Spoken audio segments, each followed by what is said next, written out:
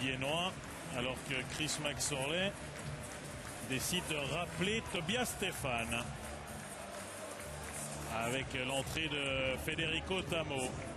Ouais, ça c'est une décision qui vaut son côté émotionnel du côté servétien. Federico Tamo, fidèle servant du vestiaire servétien durant de longues années.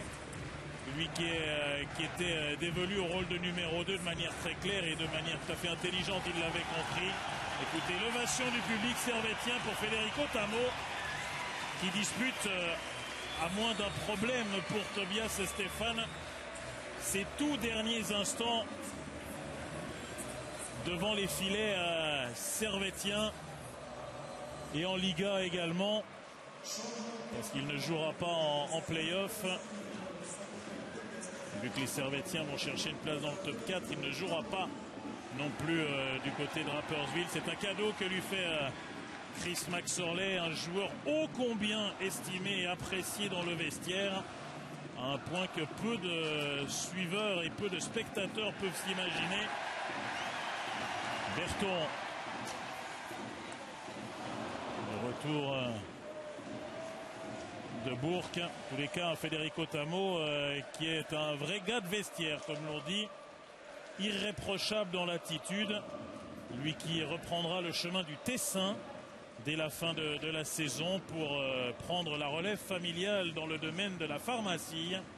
Lui qui avait réussi brillamment ses études universitaires reprendra au moins l'une des pharmacies familiales du côté de Bellinzone. Il pourrait jouer encore un peu au hockey du côté de Bellinzone. Ça, c'est de la musique d'avenir, mais c'était déjà sûr et certain depuis un bon moment. Et là, eh bien, Federico Tamo sort avec les honneurs.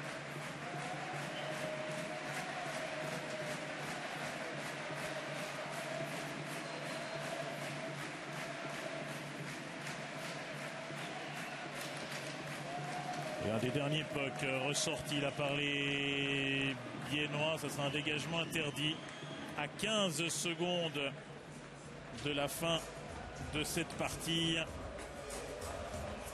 qui va donc voir un succès servétien, large succès servétien. Les Genevois qui ont inscrit 3 buts dans le 3e tiers. Jacques Méromy Picard.